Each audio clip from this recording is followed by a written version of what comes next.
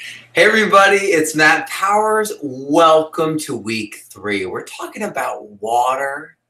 This is the Advanced Permaculture Student Online. We're talking Q&A today. So I've got your questions here. Some really great questions. So it's going to be super fun. I'll wait for some of you to show up. I'll actually pop over now to our group here and see if y'all are over here and if that link is really working or if it isn't. So we'll see right now if that works. It looks like it's waiting. So maybe there's that 30-second delay. 7 are watching now. Oh, wait, here we go. This is the Advanced Permaculture Student Online. It is working. We're talking Q&A today. All right, sweet. I just wanted to check that, make sure. There's a little bit of a delay, but you know, that's just the way it goes with technology. So we're here. I verified that it works. Everyone's got the link. Actually, the one place I could put the link before we start would also be below the video in our, in our actual page on our course. You can do that really quick right now. Shooting down over here, just flying through here. Week 3. I'm already in week 3. Scrolling down. Hello, everyone. Say hi. You know, say where you're from in the comments. Feel free. And now we're in the live Q&A season 2, and I'm going to right here. If you do not see the live begin, click here. No, that's not going to work. I'll have to get the link again. Thank you all for bearing with me. I just want to make sure everyone gets in. Shooting down over here. All just flying through here. Week 3. I'm already in week 3. Scrolling down. Hello, everyone. Say hi. You know, say where you're from. I can hear myself. All right, here we go. No one wants to. And now there we go. All right, boom. We're all done. It's already saved. It's ready to go. We're ready to roll. It's 1:03. Hopefully everyone's in. We can begin with your questions. This is going to be great. I've cleared the deck. No other screens are open. All right, we're all together. So, week 3, we're talking about water. And I'm going to add some stuff in this conversation that I haven't been able to add to the water week, but I want to really add. So in writing my books, you know, for this course, I brought in the whole vertical farming concept in the first edition of my second book. And then I expanded upon it with this amazing graphic that took, you know, many months to create, lots of discussion with Antoinette and Dan Marquez and our illustrator. And the reality is this regenerative approach to restoring the ocean is really what's needed, this holistic regenerative approach. And so that was like a huge thing for me, and it was a huge part of my evolution, understanding what was needed. And it was this total journey, and it's so amazing now to see my students bringing marine permaculture articles to me, and they're citing things that I was talking about and citing in here, you know, or in the first edition of this years ago now, 2 years ago now. So it's really incredible to be at this point where we're seeing things that we like just brought to the table. You know, restoring the ocean was never talked about in permaculture. And now, you know, there's, you know, NGOs, there's nonprofits, there's, you know, all these different organizations trying to do this exact thing. And it's moving very quickly from theory into action, which is what this course is about, you know, and it's about getting us from theory into action. And the PDC, you know, it seems to carry people up to the garden, you know, and teaching other PDCs and starting food forests. And in some cases, regreening deserts and large-scale restoration. But a lot of people are like, how did you get there? Was it the teacher you had? Was it the information you had? Was it the situation you were already in? Was it the research that you did in particular? And so talking to those individuals, having those individuals as teachers in this course is immensely beneficial. So we can actually see and then mirror the patterns from those amazing individuals who have made those differences in the world today. And so that we, in our own way, can make that large scale difference. So it's really exciting that so many people are talking about this stuff. I've got your questions right here. I want to grab a book from over here on the shelf. Oh, it's behind this. Let me just quickly grab this, and I will show you what I've been reading since we last spoke in this course. I have read and studied, just reverse it. You can do that. Seasteading. Okay, so Joe Quirk, you know, really represents a whole group of different people who make up the seasteading movement, and he kind of got assigned with writing this. And so parts of it are like really just absolutely amazing. Parts of it, like there's, you know, genetically modified organisms in one little part and this and that, and you know what I mean? But the overall thrust of this is absolutely amazing. And basically, this provides, through the lens of this course, has provided me with the understanding of how we can now link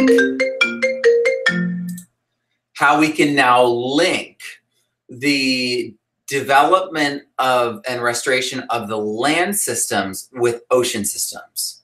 So when we're talking about growing seaweed, when we're talking about developing all this stuff and bringing it back to the land to help the soil, it sounds small scale. But the reality is they can take in the magnitude of 10 times the amount of carbon. So if we were to just like dedicate ourselves to growing seaweed, it would be an immense amount of sequestration, and then we could bring it on land, and it acts as a fertilizer because the amount of minerals and nutrients it has, and then it holds water, and then it provides, you know, organic matter. So it really reverses a lot of the soil erosion, soil loss, you know, and also the eutrophication effects. So this kelp idea is much larger, and then you go even bigger. You start thinking algae, and then you start thinking like plankton and zooplankton, and then you start thinking, you know, fuels, and then you have like a lot of stuff. You know, the government's doing a lot of stuff with algae fuels. That's what the military's doing. That's their backup plan, and then it goes into depth here and how they could do that in bags in the water beneath. There's like the biogas system that we talk about in this course could easily be happening on the ocean in a bag system, a sealed bag system in the water. So the waste would go down there, it would break down, it would be all sealed, it would be all contained. And then the methane that came off would also, you know, generate, you know what I mean? And then what was left over at the end of it, you know, could be processed and then turned back into soil humus. So it's really crazy what we can do if we just start looking closer. And you're like, Matt, this sounds space age. And yeah, it totally, some of this stuff looks space age. But when you talk to some of the people and you read some of the sections in here, you're talking about, you know, the cheapest food possible to grow. Like way less, like there's no need for fertilizer. They're in the liquid fertilizer. It's the seawater. And then like you just using PVC piping, and I know that's not good, but, or bamboo or something like that. But we have plastic and roping and netting everywhere. Like literally these things can be built. They create habitat, they create ocean windbreak, right? As they talk about. And so it creates these fertile, still areas. And, you know, fertility is all about tenderness, making those like really tender areas to, you know, create that nursery for that life to restart. So we can do that with artificial reefs. We can be growing food. We can be creating fuel. People, you know, can create entire cities, you know, modular cities that can break up and come together and break up. around what people talk about and agree about at that moment. And so governance-wise, and that's like the main thrust in this, is that social permaculture-wise, we can advance extremely fast and far if we can have modular societies where it's like, well, we disagree with that. Now we're going to leave and form a new society where we continue doing the things that we like. And then people leave and form a new society. There's enough room in the ocean, 70% of the planet is ocean, that seasteadings could be new places to have cities, but designed in a way that starts healing the oceans around it and then feeding back like a feedback loop into the land. And you're like, Matt, that seems impossible. Like they would, you know, they would obviously not have enough to help themselves and the land, but actually that's what the oceans always are doing. They're always feeding all the moisture. And as we studied this week, we know that that moisture from the oceans is literally all the moisture that we get. And so in the middle, you know what I mean, the fresh air too, that's like where the oxygen's coming from. You know what I mean? It's like all this, and obviously the moisture gets trapped on the land and then it evaporates and goes back up. But like, where did it start? You know what I mean? It's like, where does the moisture come from and return to? The water is always going to want to go down, always going to want to go back down to the ocean and everything that it's carrying with it. So we have to understand that the world itself is constantly renewed by disturbance. And that's why all this glacier activity, you know, in North America has given us such interesting soils and topography. But then you go to Australia, where they didn't have any glacial effect. They have ancient eroded soils. It looks completely different. Yet, you know, Yeoman's, you know, scale of permanence, Yeoman's ideas of landscape and water and the travel and the topography are universal and hold up throughout all climates, which is pretty amazing and powerful. Tangent. But what I want to say though is that I will be doing a video in the near future, further on down the road in the course on seasteadings in particular, and I'm going to try to interview some of the people in here either through Zoom and my podcast, and then put those videos in here, or I'm going to go travel and interview them. Because I mean, the reality is there's so much responsibility that needs to be taken in regards to the ocean, because people say it's half of all the oxygen on Earth. And then you check other studies and it says 2/3 of every breath, 2 out of 3 breaths. And then you look at the range of study and it's 50 to 90% of all oxygen comes from the ocean. And so you're like, that's very different. 50, 90, 50, 90.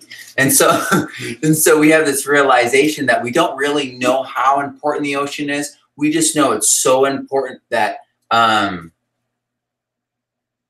we can't over exaggerate how important it is, because of how ignored it has been and how it's not even been addressed in what we're seeing.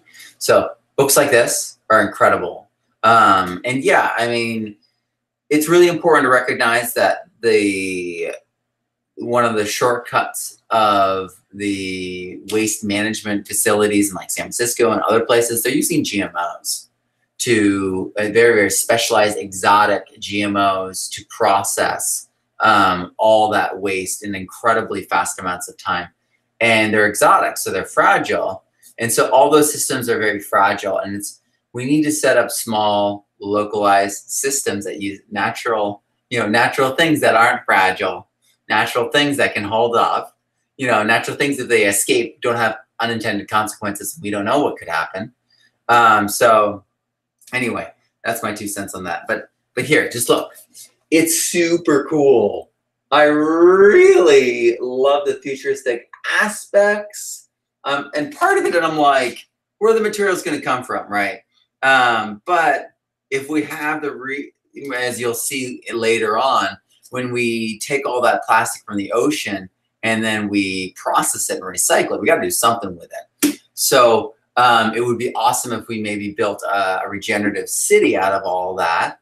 and then had a regenerative city, you know, start healing the environment around it as it took care of responsibility for itself, and then started healing the land that it is near.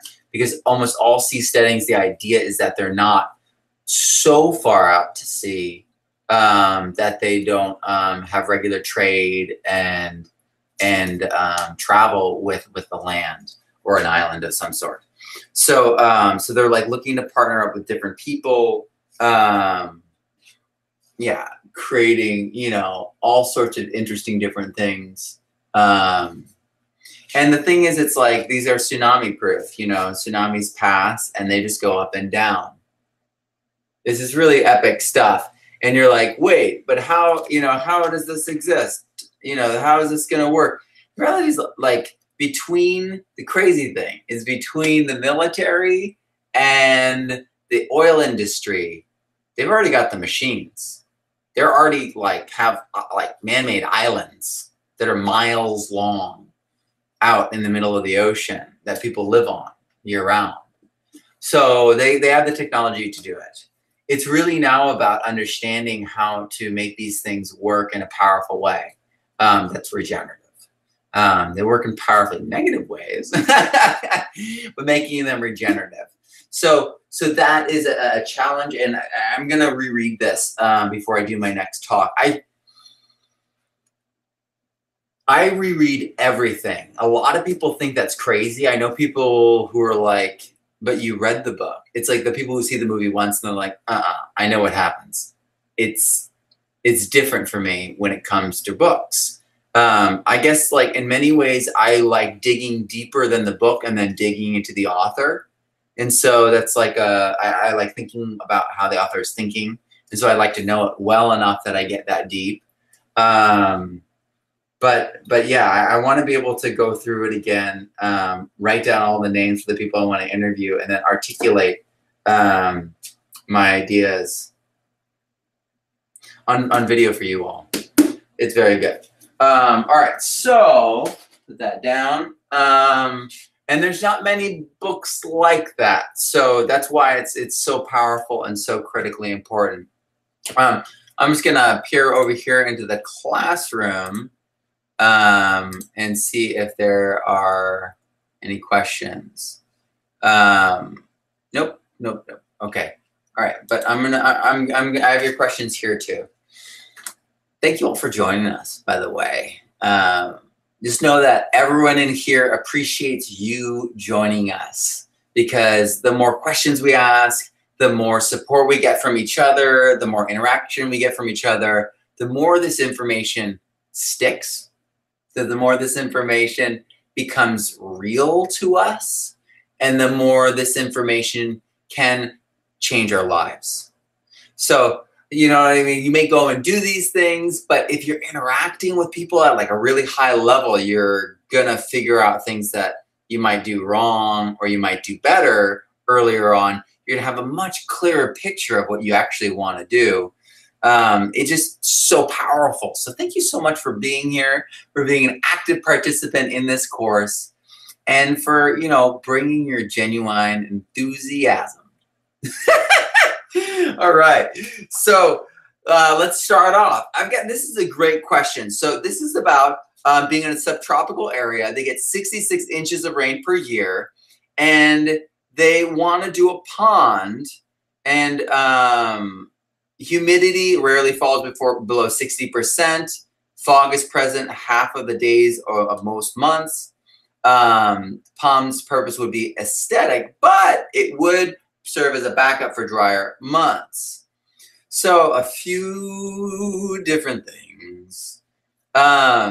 Remember, if we've got our workbook, which we can download in week 1, section 1, on the side with all of our ebooks.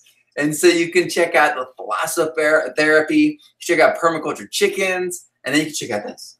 And so when you open this up, you see there's lots of different equations. Almost right off the bat, we have got calculating total precipitation.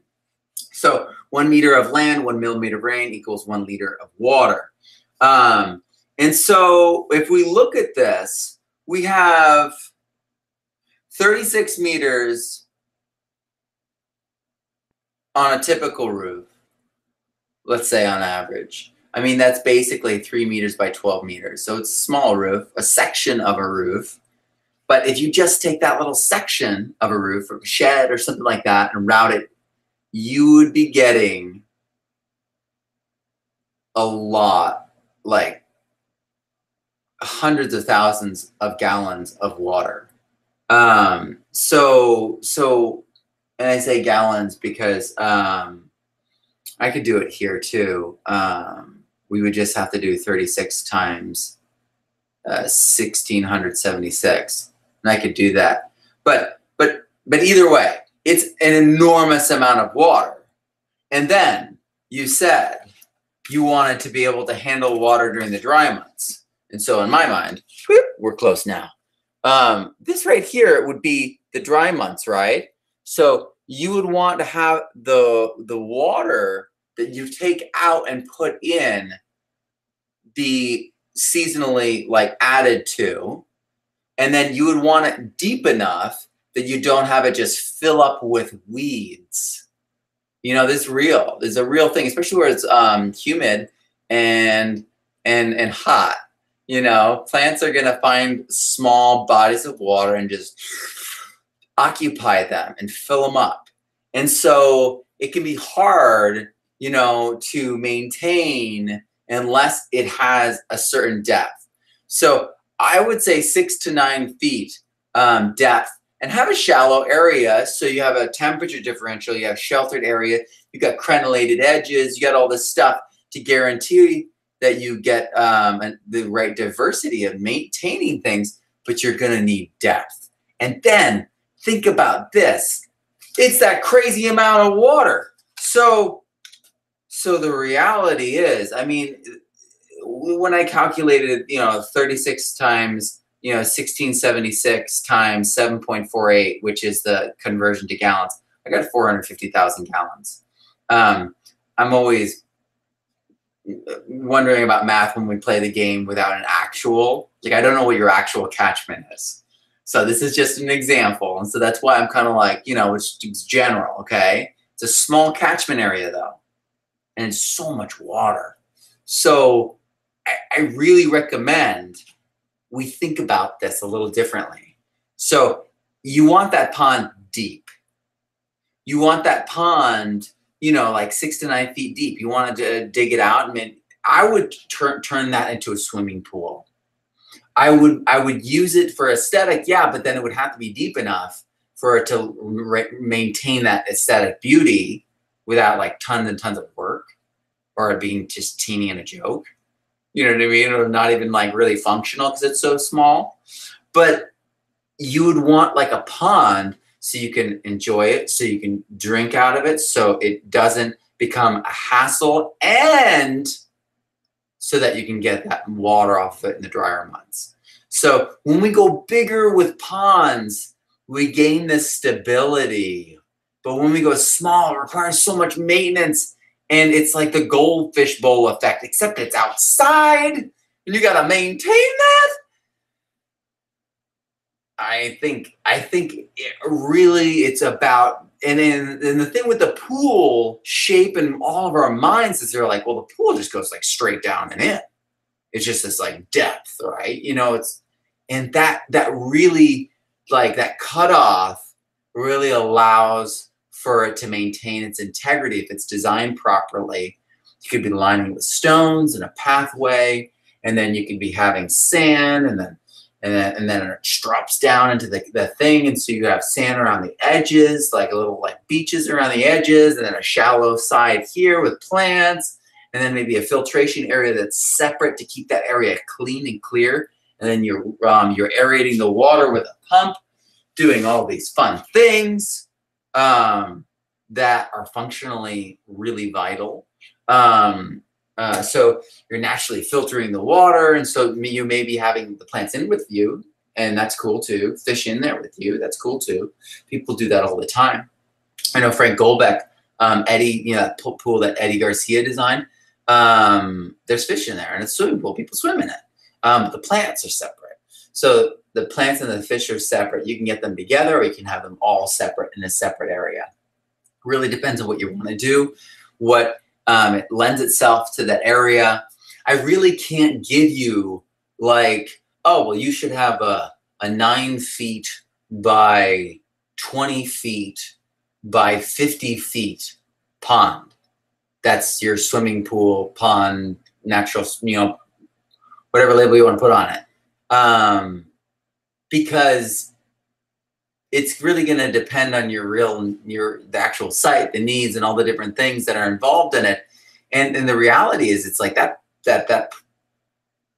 pond pool is going to fill up fast, and then it's going to overflow because you got to maintain that water, and then you have that layer of water that comes in that you're using for irrigation. But it sounds like you're getting so much water that it will be more than the irrigation, and the evaporation won't even matter. So I really would think about this in a series of ponds in irrigation, and having spillway pipes, and having spreading spillway areas so that it spreads over a large like lawn type area or a food forest type area, net and pan series type of area, so that you can deal with all that excess water. Because the worst, thing that can happen is we set this all up, we build this pond, and then it's just a flooding mess, and it never sets, and the soil never sets, and the roots never gather it all up, and it stays muddy and then starts to erode and move around, and we don't want that. The reality is you want to set this up having all these variables thought about beforehand. All right, so I really think playing with the equation, with sizes and placement and the numbers and the months, and then sketching it out what that actually would look like. Like, what is your heaviest month? I know you said it's 66 inches over the course of the year. It's pretty well spread out, but you said there's also a dry period. What's the heaviest? What would that actually look like? And if you're already at capacity, what would you do with all that excess water? Because maybe that's the pinnacle of the wet season, so it's been leading up. So running these things, like running the calculations over and over again to get different pictures of each month and stage is really important. And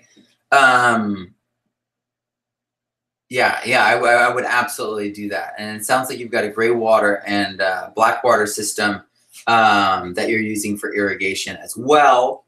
And so understanding the full water budget would be really valuable. Here we go. Next question. That was a great question, wasn't it? Like, it was like, how do you reverse engineer? What's the best pond? You know what I mean? That's cool. I love that. I know that we've got very clear guidelines, very clear differentiating guidelines between the different climates and their water and aquaculture later on in the course, but it was fun to kind of dive into that now. All right. How do we make compost teas for the ocean? Yeah, so the same way we kind of do everything. So some people call it like a bioreactor. Some people, compost tea brewing. You're basically, okay, there's a bunch of different ways here. There's sterile, and then there's non-sterile. So the sterile, I don't have it in here with me, but like jars of mycelium where I put the needle in there, and it's all been through the pressure canner, so it's sterile inside. It's a sterile field inside. And you can be growing things in there and inoculating things and growing things in there and feeding it specific things, keeping it at the right temperature, the right salinity. There's even systems where you have all those things already put together in a fabricating kind of situation where you've got glass within glass, and you're keeping it at the right temperature. There's amazingly wild things out there. But what they're doing essentially is mimicking the environment that the microbes or life or whatever, they could be small animals, microscopic animals, or it could be bacteria and fungi. So depending on what they're doing, they're creating the habitat, providing the food, and trying to keep out competition. That's what the sterilization is, pasteurization, all those kinds of things they're doing. They're trying to prevent competition. So what they're essentially doing when they're doing ocean ones, like with the talk about Elaine Ingham you're probably referring to, which is so cool that Elaine started in the ocean doing compost tea essentially, and then switched to land. Amazing. And she was, always dealing with reversing toxins with nutrition. Unbelievable, right? So I just love Dr. Elaine Ingham. And you guys saw that her courses all are being redone. Everything's being redone. I'm helping, format one of her books, the Compost Tea Brewer's Guide. It's amazing. Actually, I'm going to be redoing the compost tea section in this course with those preps from that book, exclusive just for you guys. So I got a new brewer. I used to have a double little brewer kind of set up. My dogs are going crazy. Anyway, they're fine. I'm sure there's just a coyote or something. But anyway, talking about compost teas for the ocean, is there some way to combine all the best things, sequestering carbon like mycorrhizal fungi, kelp, C4 plants, etc., and somehow combine them in new ways to make a super carbon sequestering power, stacking carbon sinking functions? Well, you could take the kelp and then bring it to the soil, inoculate it with fungi, have it incorporated, and then feeding the C4 grass plants that you just planted, and then have those chopped and dropped, have those incorporated, spray that down with, one of the IMOs from Korean Natural Farming, digest it in place, and suddenly, or you get a Elaine Ingham thermophilic compost tea in there too. Both work. And we'll explore and talk about why they work. It's fascinating when you get into this and you start seeing the overlap and overplay. And we're going to get deeper than any other course that I know of on this topic. And it's going to get so fun because there's a lot of my guru said this, well, my guru said that. And there's a lot of that going on. And the reality is it's much more entertaining to learn what they're all saying, why the differences are there. The contradictions are where the real fun begins. So I really, I talked to Dan Kittredge a little while ago, and I was like, Dan, I want to have you on the podcast and, talk about all the different vocab differences between the East Coast and West Coast when it comes to soil. There's a lot of people confused, and they're like, no, secondary metabolites. And it's yeah, that would be the protozoa when they finally eat the bacteria, and then they release that in their waste. And over here, the mycologists are like, yeah, but that's not waste. That's a gift to the next part of the cycle. And I'm like, oh man, I need to rethink all this. Language-wise, we need to rethink the language and then start making it more cohesive so people who study with Dan can immediately understand Elaine. So we can start building these. I'm a bridge builder. I want your understanding to expand and you to be able to utilize all these things in a powerful spectrum of action. So that's why I do what I do. And that's why I love words. I used to read, oh man, it's so embarrassing. Okay. I used to read out-of-date dictionaries to mess with my teachers.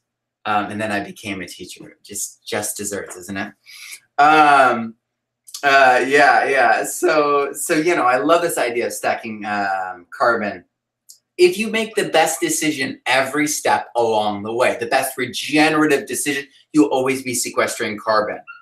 You will also be doing the things that set off the processes and the systems and patterns and the situations to continuously sequester carbon, spread life, and do all the other steps that'll spread it outward. It's an exponential thing that happens where you're kicking off the ability for life to have more stability and promote more life as you're creating more stability. And that creates more food for the soil food web, which creates more nutrient availability in the soil, which makes plants have more choice. So it's this holistic trophic cascade is what it really is. So yeah, make those good choices and that will happen. And in many ways, we already are trying. And let's honor that for a second. Americans, we're the people of corn, right? C4 grass. Already working on sequestration. You know what I mean? We just got to treat it properly. Get off the GMO. Get off, you know, the biocide, you know, herbicide, you know, synthetic fertilizer train, and get onto the real deal that let's honor the actual nature of the plant. Let's plant the most nutritious, most beautiful, most intricately amazing corn. Because, I mean, man, corn, depending on who you talk to, is usually considered the most beautiful of the three sisters. And, you know, all we get usually is this yellow and white, you know, just really denatured version of what is truly the full expression of corn. And, oh, I want to bring, like, the variety, the excitement, the flavor, the digestibility of real corn back to our plates. And this is like a pet project of mine. It's something that, like, is a private passion. You know, it leaks out here and there, but I love breeding corn. Like, I feel like well up in me, like this, like, secret private, like obsession hobby thing that, like, I don't talk about because it's like this so personal. But, like, that's it. I love it that much. And I really think that so many of us are attracted to these C4 grasses. Sugarcane. Think about this for a second. We're all sugar addicts. We're all corn, like, eating on our society. It's like, those are both C4 grasses, right? So what can we do? How can we ramp this up? How can we reposition?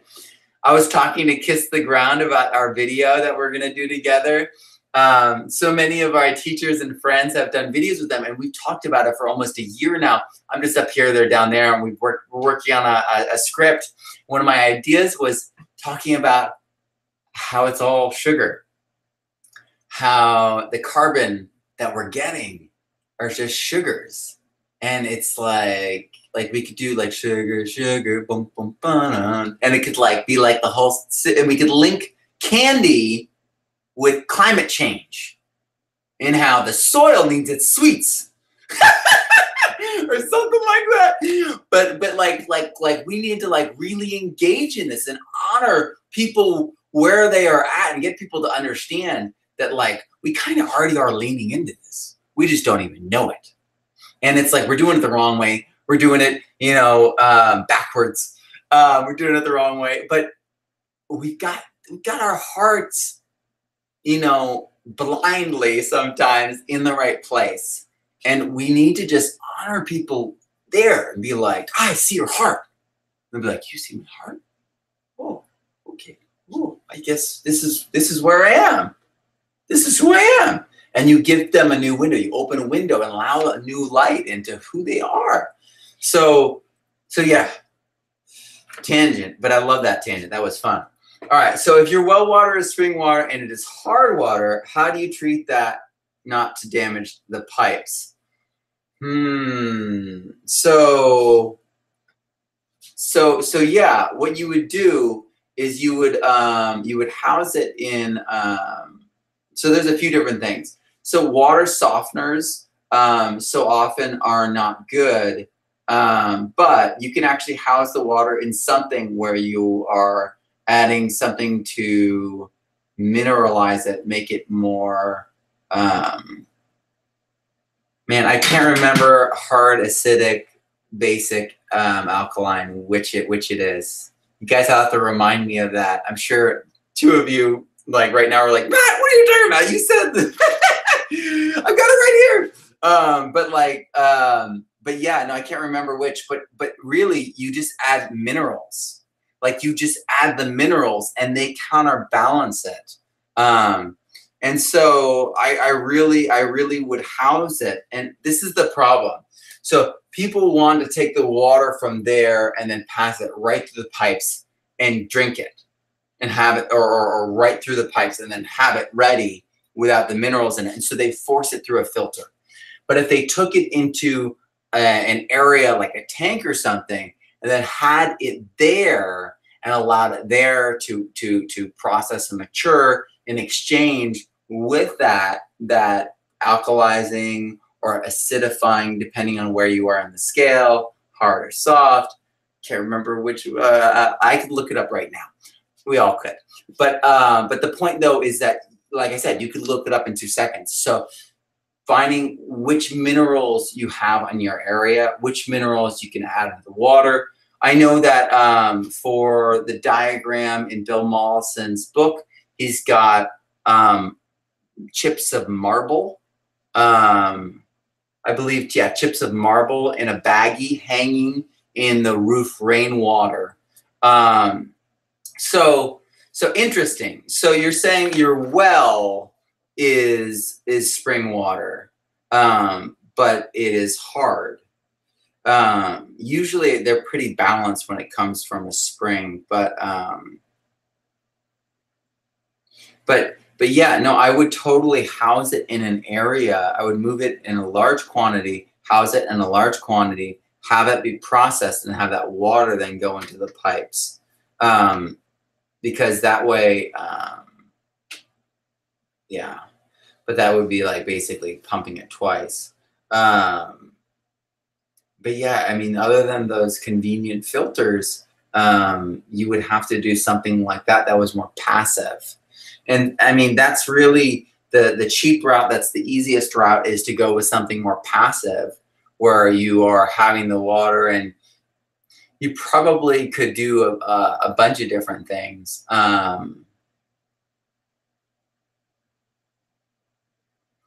But yeah, no, I think the mineral would be the easiest. All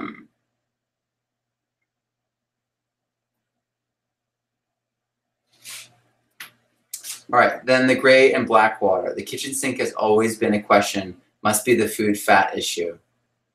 But reeds or wood chips help.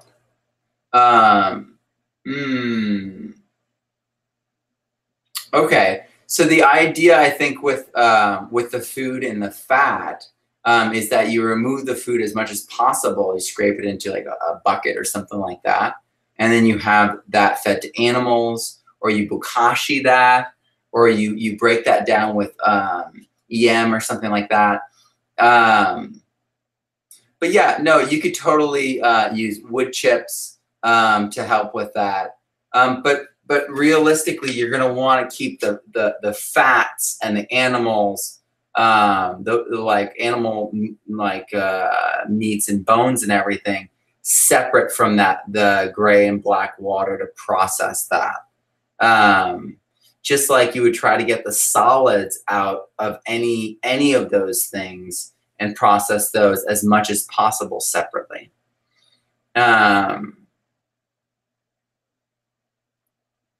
But yeah, no, I would also know that you're going to be able to handle that kitchen sink water if you're not adding like tons of oils and stuff like that. And if you have tons of oils and stuff like that, there's probably another use for them that you could use other than just pouring them down the drain.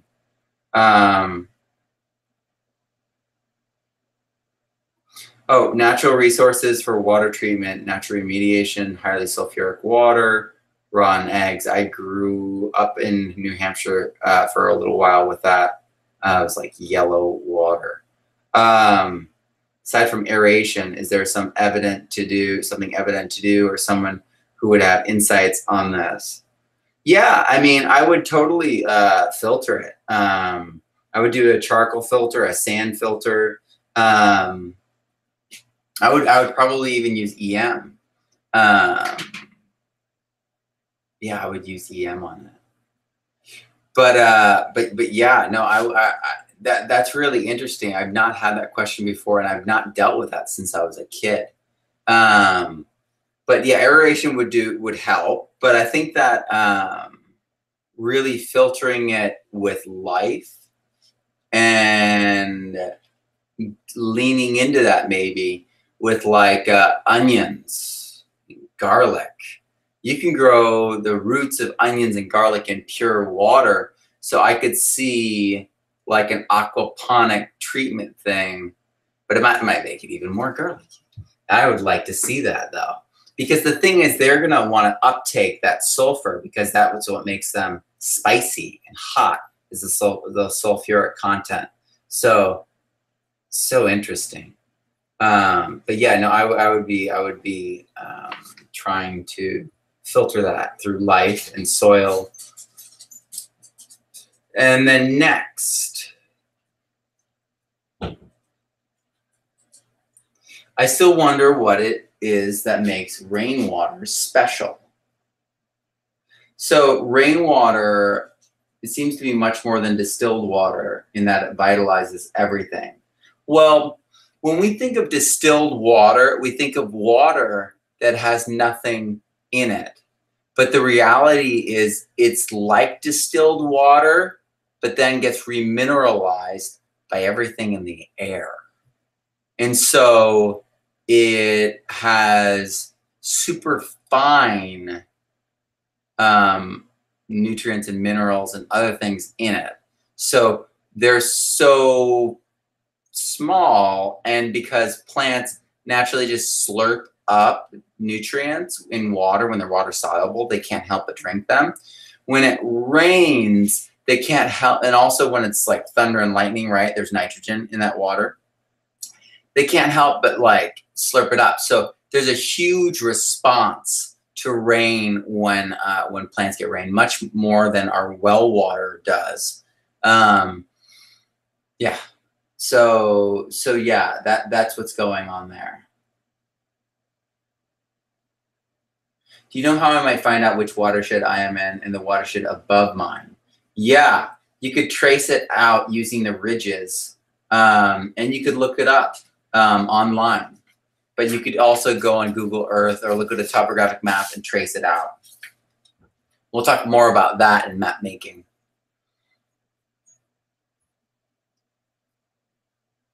I'm glad. Someone says that woman has touched my heart with her story.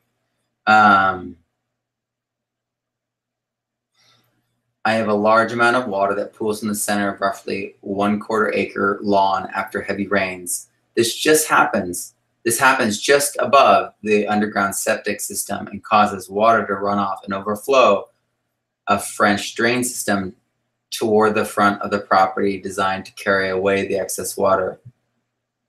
My idea was to dig small swales near the outer edges of the lawn, then add soil to the center to help level out the lawn. Thoughts? All right, so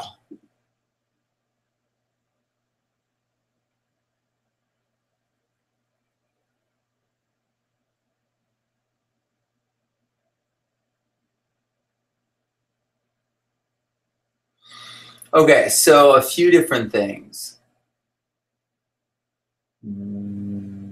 What's going on is, well, there's a few different things. So that area could be saturated already with like the septic stuff, right? And so, yeah, I think your idea of adding soil and lifting it a bit is probably a really good one.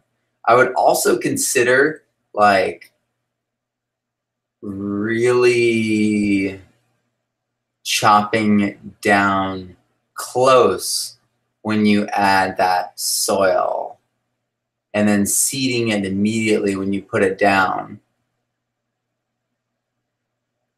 And then, yeah, doing swales to interrupt the flow as it heads toward that French drain will help. But maybe you could direct it outward and then evenly spread it. That would be powerful.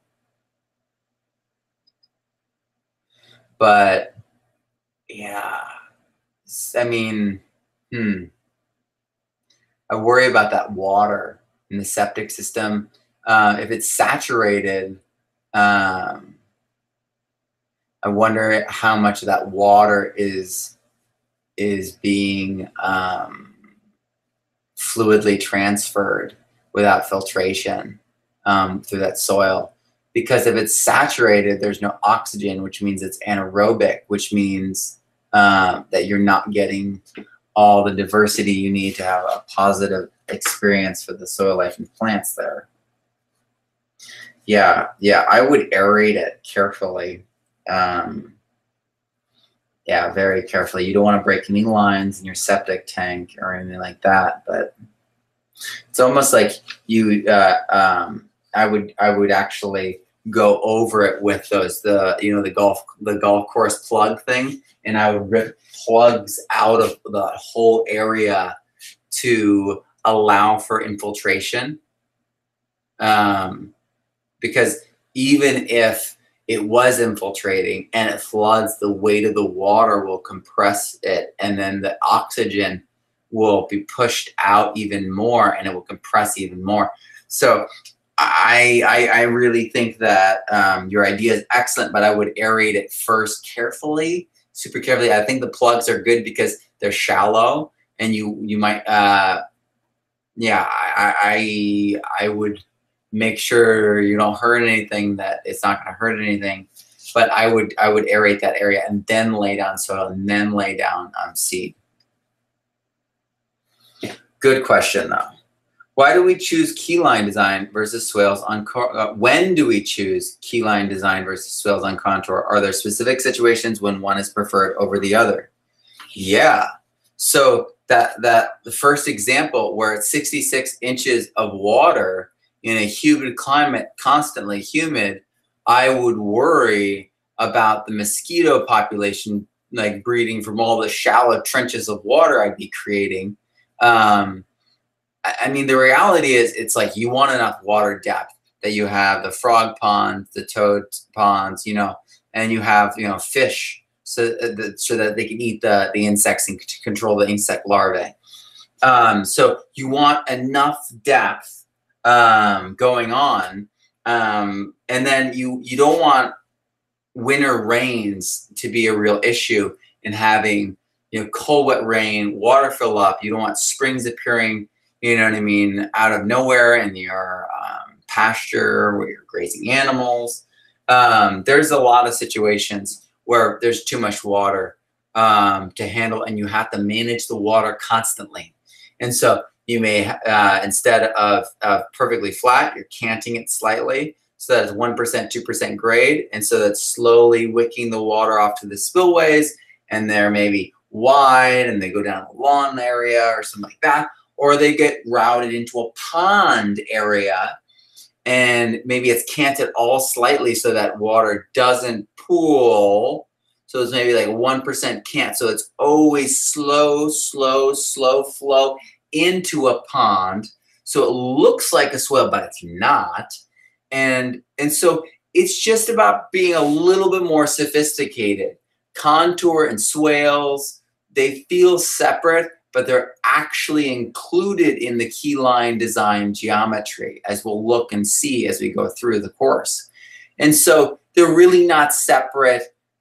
You just use, you have a house, you put flat, you have a pond, you need to establish flat so that you can hold that water evenly and safely. It's like certain times we want flat, certain times we need it flat. But other times we need something more sophisticated. We need to be able to manage flow of resources and systems. So yeah, there are specific situations, and we'll talk about it more and more. But when you are grazing animals, you want to rip and keyline that. You don't want to be doing, swales and trees and, have them ruin the swales and then have all this flooding, and then they're getting foot rot, and it's like you'd have to fence it off and do large lanes, and then at that point you might as well do keyline, because you'll get the best design out of it, and you'll be able to predict return on investment before you begin. So keyline design and the Gregarians platform together provide the way that we can use permaculture to actually figure out what we can do on a site, financially, business-wise, on into the future.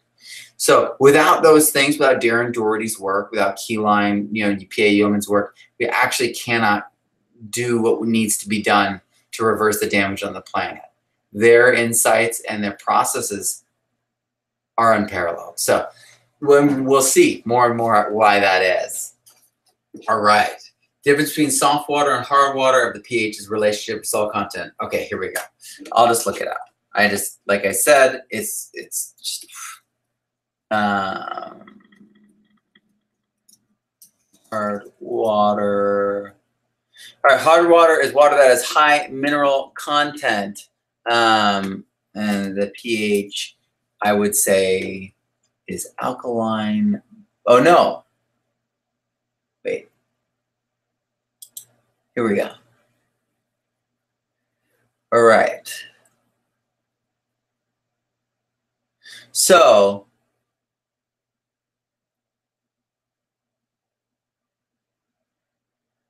all right, so water with a low pH is more acidic, while water with a higher pH is harder or more alkaline. So I was right. It's harder. Hard water is alkaline. It's high in minerals.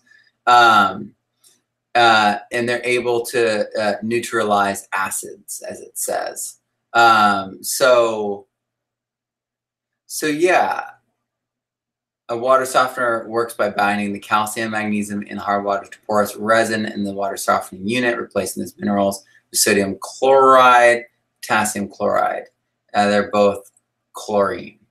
So we don't want to do that. And that's exactly the issue with buying these softeners, is that it's not that they are solving a problem. They're creating another problem, actually.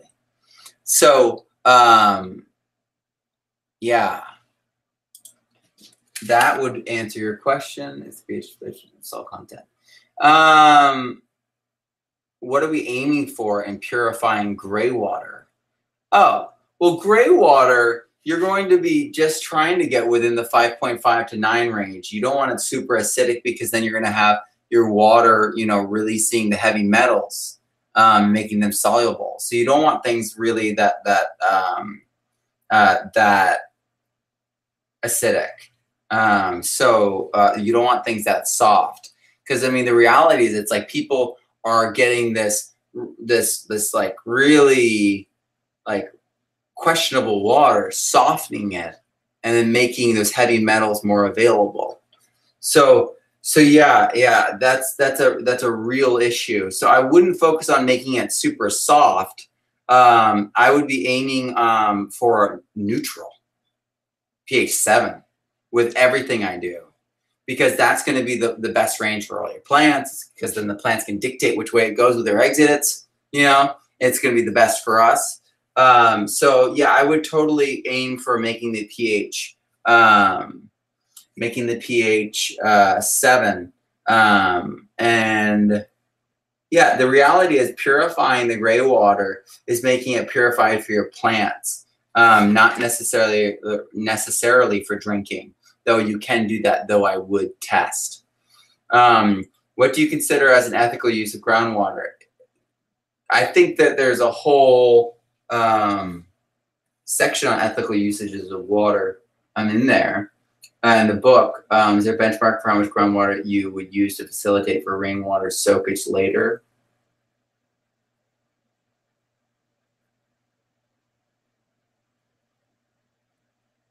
Oh, ethical use of aquifers.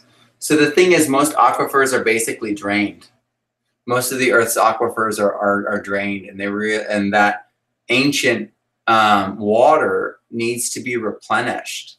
So the reality is we're in a real situation here where we need to replenish that groundwater, that aquifer water, not surface groundwater. And so we all get enough water from our precipitation. We just need to manage it better, and leverage our communities in a way to make it so that people who don't have the means can get access, and can participate in this too. So Really great questions. Lots of like technical questions that are really good. I think I want to quickly look up how to soften water naturally, because the reality is we could totally be doing this. It's just going to be a lot more passive.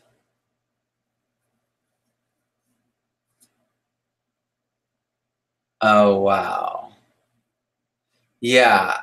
So it's funny. They're like boil the water, then pour it over peat moss, and it's like they're just trying to create a natural filter.